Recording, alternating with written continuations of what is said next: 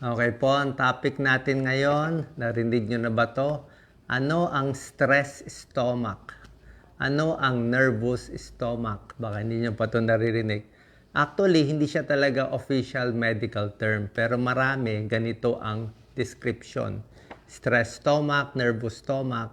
Ang pinaka-medical term nito is functional dyspepsia, pero malalim yun eh. Ibig sabihin, makulo lagi yung tiyan, lagi nag-alburuto. Or pwede ring tawaging irritable bowel syndrome. Merong iba, anxiety disorder. Pero para sa akin, mas magandang description yung mga lumang libro. Ang sabi nila, stress stomach. So, I'm sure baka nakakaramdam kayo nito, nakakainis itong sakit na to, laging makulo. Ano yung mga senyales nito? Okay? Laging makulo ang tiyan. Okay? Everyday makulo, maingay. Second, pwede siya humihilab, masakit. Parang may ulcer, may tightness sa sikmura, nag-churning, parang may dinudurog yung tiyan. Pangatlo, pwedeng nervyos, may halong nervyos, may pinapawisan din ng kamay natin dito. Minsan nanginginig yung muscle natin nanginginig. Ito pa, laging mahangin yung tiyan, parang tambol. Utot ka ng utot, sobra hangin. Minsan nakakahiya na sa tao kasi normally, dapat 16 times lang uutot ang isang tao sa isang araw. Yan ang average, 10 hanggang 16. Pag meron ka nitong stress stomach, siguro baka 30 times, 40 times ka ang paglabas ng hangin. Stomach upset, nausea, parang masusuka. Indigestion, mabilis mabusog. Pwede rin yan. Ito pa, ihi ng ihi o dumi ng dumi. Kasi nga, parang stress nga yung stomach eh. Stress. And lastly, bukod sa stomach symptoms, pwede ring palpitation. Sasabay na yung, pag masakit ang tiyan, kakabog na ang dibdib, mahihilo ka rin, hilo, tapos may hingal ka pa konti, at kinakabahan ka. Okay? Meron po kasing connection yung utak natin sa tiyan. Yung brain and stomach, connected siya. May isang nerve na nagko-connect yan, vagus nerve, isa sa pinakamalaking nerve sa katawan. So, pag marami kang iniisip, hindi mo lang alam, biglang kukulo na yung tiyan mo, magloloko na rin siya. Connected siya.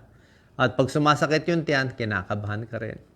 Of course, pwedeng may seryosong sakit. Pwede rin naman may sakit ito, mga ibang inflammatory bowel disease. Ayaw naman natin isipin, may ulcer o ibang mga problema. Pero usually, pag stress stomach, alam nyo na to pang matagalang panahon. Ito isang problema, lalo na pa nagkakaedad kung meron kayo nitong sakit. Mamaya explain ko yung functional dyspepsia, pati irritable bowel. Pag sinabi kasing irritable bowel syndrome, pang matagalan na to. Ibig sabihin, 1 year na, 2 years na, makulo ang tiyan mo. Pag may problema ka sa office, kukulo ang tiyan. Minsan, hindi ka makatulog sa gabi, sa sobrang sakit, lalo na sa gabi. Pag tahimik na, nararamdaman mo. Kulo lang siya ng kulo. Hindi mo alam kung dudumi ka o hindi ka dudumi, na nalilito ka. Minsan, malambot ang dumi, minsan matigas ang dumi. So, yan ang irritable bowel. Connected siya sa stress, connected din siya sa depression.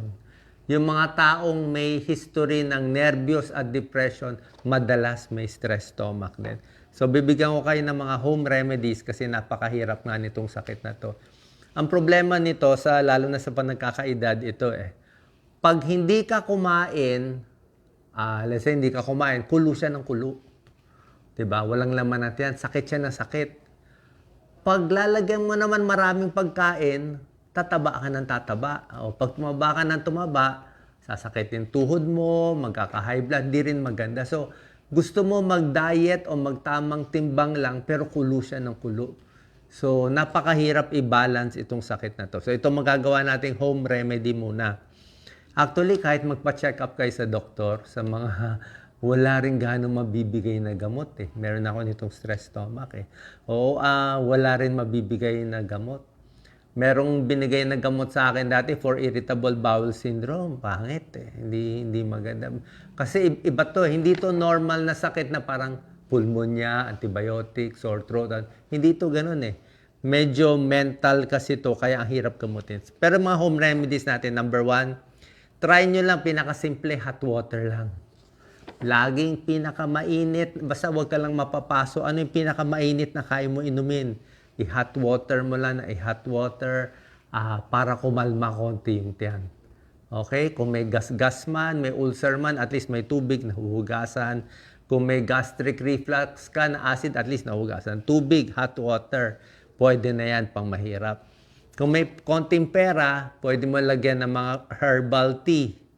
Okay? Ako, favorite ko, chamomile tea. Chamomile, kahit anong brand, pwede. Meron din mga peppermint, lavender.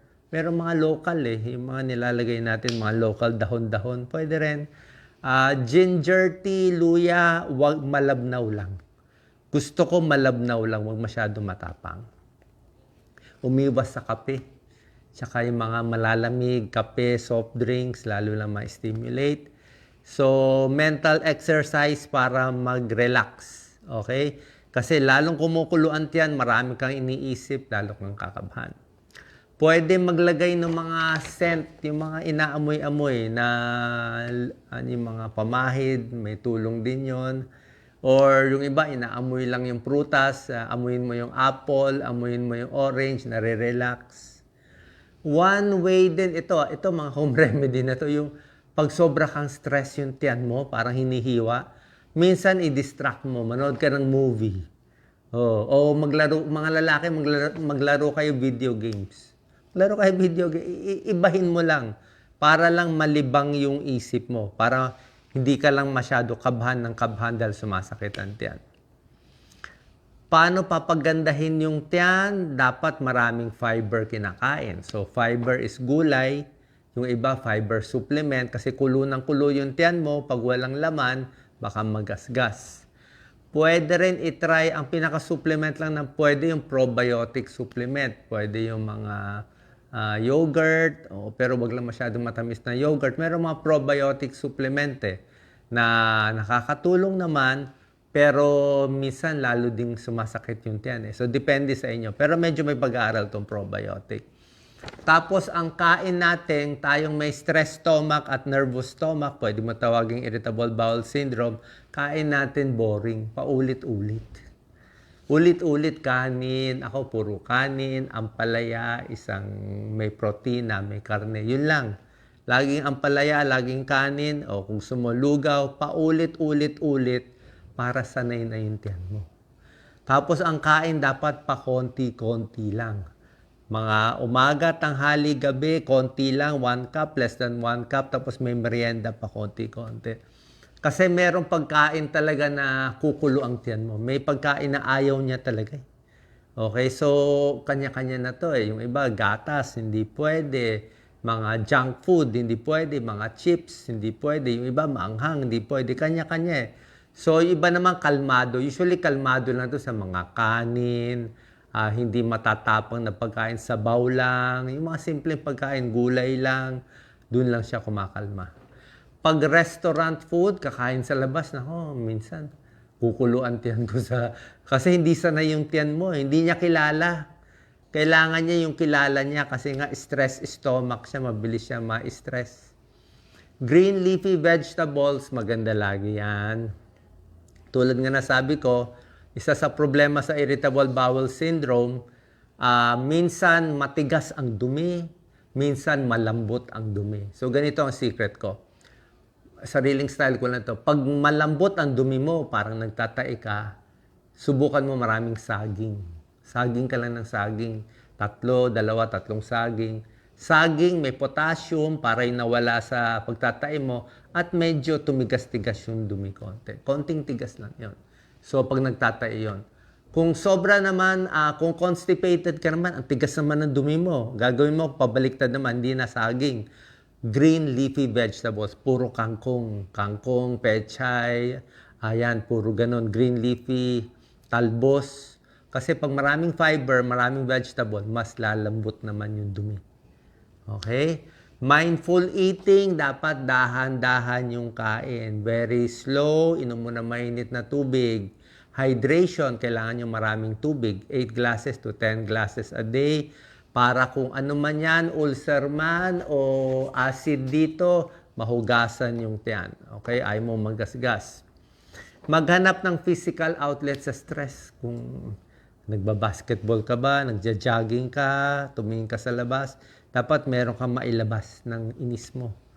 Okay? Stay active, physical activity, sapat na tulog. Itong problema, tulog. Mahirap matulog pag may stress stomach. Pwede lagyan mo ng kumot ang tiyan mo para uminit-init siya. Pwede ka magdoble ng baro. Pwede mo ipatong yung unan. Meron isang unan nakapatong sa tiyan. At minsan, naalala ko noon, pag sobrang sakit ang tiyan, minsan dinadapa ako. Yung tiyan, iniipit ko, dinadapa. So, kanya-kanyang style. Kanya-kanyang style. Dapa, o ano man ang gusto nyo. O may unan dito para lang medyo kumalma-kalma yung tiyan natin. Adequate sleep. Tapos, dapat time and space mag-relax. Pwede ko mausap sa asawa, sa pamilya, pwede sa counselor, sa therapist, psychiatrist, mahal na to eh. So, yung kumot. So, yan po. So, pagtasabihin natin anong sakit ito, possible na irritable bowel syndrome. Maraming may irritable bowel syndrome. Pwede nyo i-google yan. Sa Japan, 40% may irritable bowel. Parang stress stomach din yan. Makulo, mahangin. Minsan parang may sipon-sipon pa yung dumi.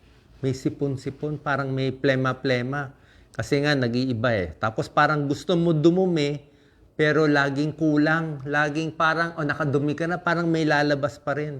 Laging ganun. Napakahirap. Okay? Other conditions, gastric reflux, peptic ulcer, yan ang mga ibang possible or anxiety din. So, sana po, bandang huli lang siguro ang last tip ko, huwag ka lang magagalit. Okay?